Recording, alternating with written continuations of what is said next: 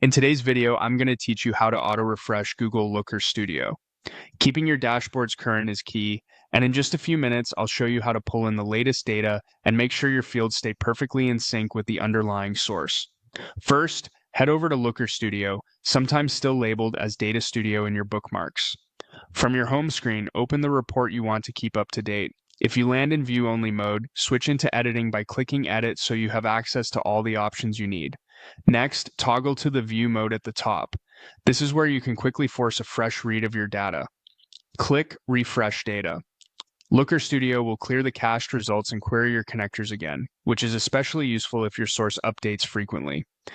Depending on your connector and any quotas, this can take a moment. If you notice charts still lagging, give them a second to rebuild. The refresh happens across all components on the page. Now let's make sure the structure of your data source is also up to date. Go back to the top menu and choose Resource. Select Manage Added Data Sources. You'll see a list of all the sources attached to this report. Click the one you want to verify. Then choose Edit to open its schema view. Here, click Refresh Fields. This tells Looker Studio to scan the source for any new columns, removed fields, or type changes, and align the report with what's actually in your dataset. When prompted, click Continue to confirm the updates. If any calculated fields or renamed columns are detected, you'll see notes about what changed so you can review the impact. When the refresh completes, click Done to return to your report.